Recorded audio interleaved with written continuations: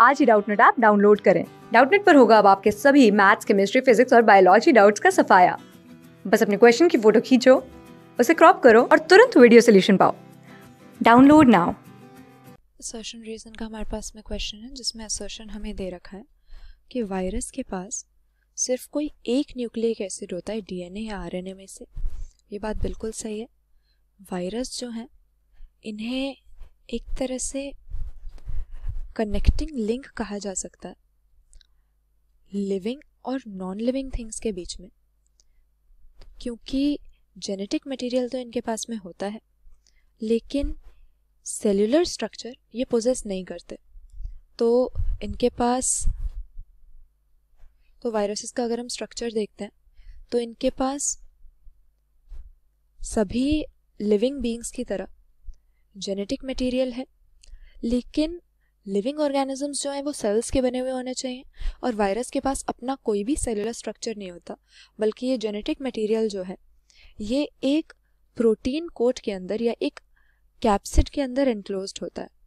और ये वायरस एक लिविंग थिंग की तरह सिर्फ तभी फंक्शन कर सकता है, सिर्फ तभी एक्ट कर सकता है जब ये किसी होस्ट सेल के अंदर घुस के इसकी मशीनरी को यूज़ करे। तो इसीलिए लिविंग और नॉन लिविंग दोनों के बीच का इसको मान सकते हैं, ना तो पूरी तरह से लिविंग वर्ल्ड का हिस्सा है क्योंकि लिविंग थिंग सारी सेल की बनी हुई होती हैं और वायरस के पास अपना कोई सेल नहीं होता। तो ये एक ऑब्लिगेट पैरासाइट है, यानी कोई ना कोई होस्ट इसको चाहिए ही चाहिए ताकि ये मल्टीप्लाई कर सके या एक लिविंग थिंग की तरह ये बिहेव कर सके।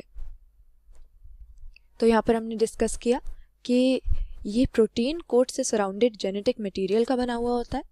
तो सभी वायरसेस के पास जेनेटिक मटेरियल तो होगा, ये डीएनए भी हो सकता है डीऑक्सीराइबोन्यूक्लिक एसिड और आरएनए भी हो सकता है राइबोन्यूक्लिक एसिड, लेकिन दोनों के पास भी नहीं होता है। तो ये स्टेटमेंट सही है, दोनों में से कोई एक हमें मिलेगा। किसी किसी में डीएनए होता है, किसी में आरएनए होता है।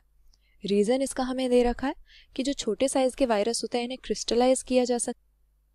अब ये क्रिस्टलाइजेशन की जो प्रोसेस है असल में डीएनए और आरएनए से इसका कोई डायरेक्ट रिलेशन नहीं है।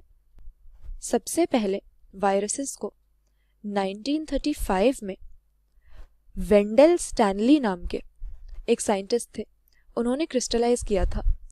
और ये वायरसेस की जो हम स्टडी कर रहे थे उसके लिए काफ़ी टर्निंग पॉइंट था, क्योंकि क्रिस्टलाइजेशन हम किसकी कर सकते हैं, केमिकल कंपाउंड्स की, नॉन लिविंग थिंग्स की। और उस समय पर क्रिस्टलाइज किया गया था, और उस समय पर जिसे क्रिस्टलाइज किया गया था वो था हमारा टीएमवी, टबेको मोज़ेक वायरस। तो ये तो हमें क्लियर था ही कि ये एक ऐसा लिविंग ऑर्गेनिज्म है जो कि प्लांट्स में डिजीज़ कॉज कर रहा है। तो जब इसको क्रिस्टलाइज किया गया तो काफ़ी सरप्राइजिंग था, क्योंकि लिविंग ऑर्गेनिज्म भी है, डिजीज़ भी कॉज करने की एबिलिटी रखता है और इसको क्रिस्टलाइज भी किया जा सकता है किसी केमिकल सब्सटेंस की, किसी नॉन लिविंग थिंग की तरह। तो ये स्टेटमेंट भी हमारा करेक्ट है कि छोटे साइज़ के जो वायरसेस होते हैं क्रिस्टलाइज्ड फॉर्म में भी उन्हें रखा जा सकता है। लेकिन हालांकि ये क्रिस्टलाइजेशन और डीएनए या आरएनए की प्रेजेंस आपस में डायरेक्टली लिंक्ड नहीं है, इसीलिए करेक्ट आंसर ऑप्शन बी हम कर देंगे। असर्शन भी सही है, रीज़न भी सही है, लेकिन रीज़न असर्शन को एक्सप्लेन नहीं कर रहा है। क्लास 6 से 12 से लेके नीट, आईआईटी, जेईई मेंस और एडवांस के लेवल तक 10 मिलियन से ज़्यादा स्टूडेंट्स का भरोसा। आज ही डाउनलोड करें डाउटनेट ऐप या व्हाट्सएप कीजिए अपने डाउट्स 8400 400 400 पर।